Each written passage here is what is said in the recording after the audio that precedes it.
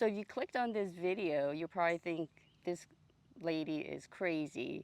Why is she planting hostas in pretty much full sun? And why is she doing this in the middle of summer? And I would say you're probably be thinking correctly, but let me explain. So why am I planting these hostas in an area where it gets pretty much full sun? I know it's kind of shady right now and it's overcast today.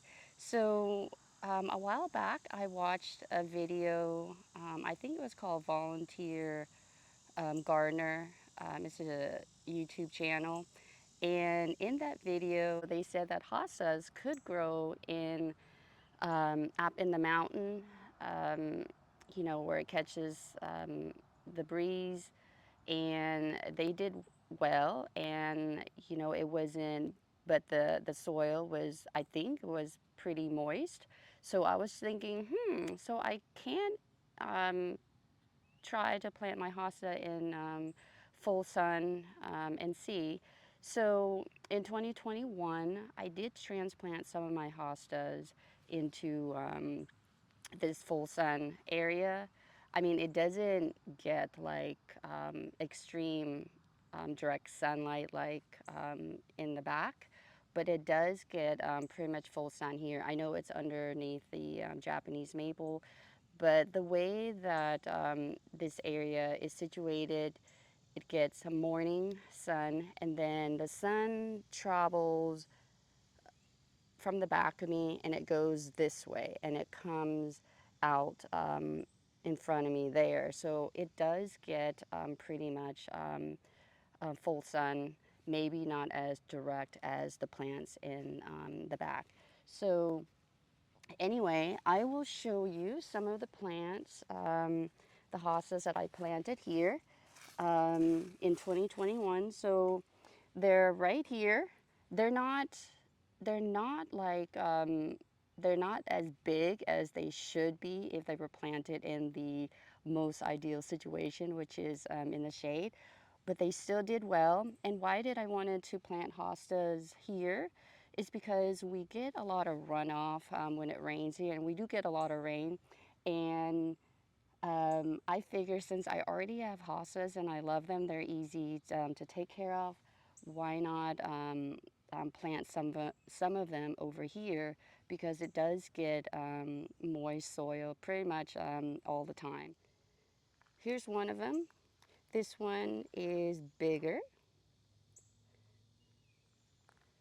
Here's the other one.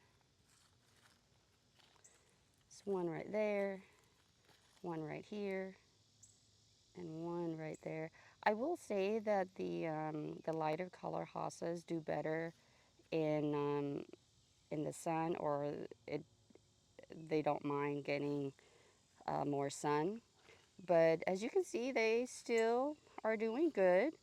Of course, they could be a little bit bigger, like I mentioned, but I don't mind. I think it works for the space that I have here. So today I'm going to be transplanting some of the hostas that are currently in full sun, but they are not getting the water supply that they need, so that area doesn't stay that moist like underneath this Japanese maple.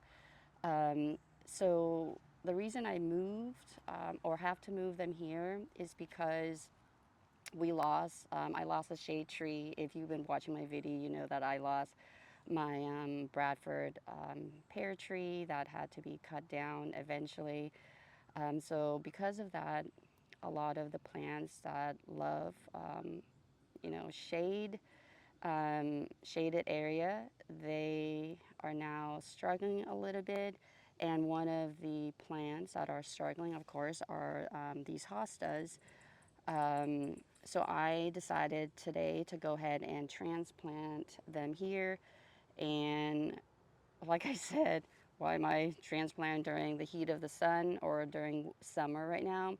Well, I think they should be able to do good. I went ahead and pruned most of the leaves off. The leaves were not doing great anyway, so I'm just gonna refresh them and start kind of like like over um, with them. So I think they should be able to do well. And like I mentioned, it gets pretty moist over here, so they should be able to do fine.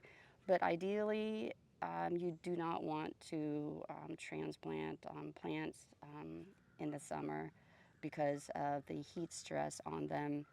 But in this case, I think these should be able to do well. I prune them back hard, and then also they're getting the moisture or the moist soil that they're going to be needing here.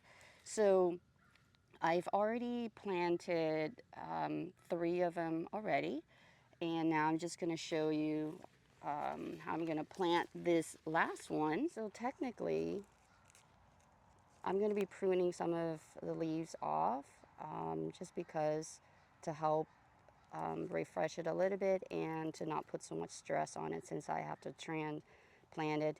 And you can see here that I have another plant. So I can probably just take this out and you can see that. So I can probably take this guy out and separate into two different plants. So maybe I'll do that. So let's go ahead and let me show you.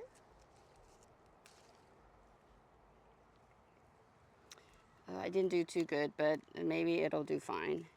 I don't think I need the plant tone because they're going to eventually say goodbye for the season, but I just went ahead and did it. I don't think it'll hurt it. And then backfill it. I'm not going to put it flush to the ground, but just a little bit higher because I don't want the root bulb to be so low either, because it does collect like leaves and things like that a lot more easier.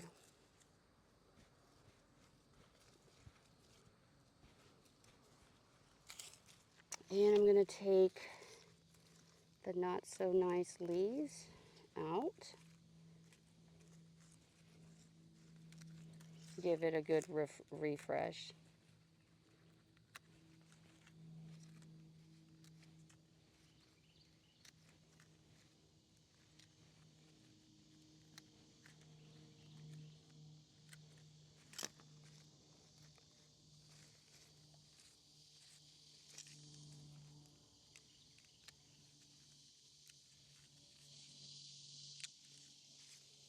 Those are some good leaves there. I'll leave it like that. Maybe take this last one out.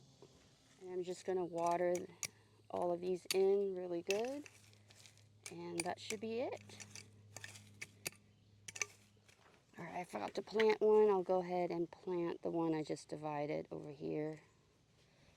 If you have a boggy place or an area where it collects a lot of water and you want to solve that issue, and you love hostas, I would recommend them because they do really well because they like a lot of moisture, and they're just so easy to grow too, and they're so easy to divide as well.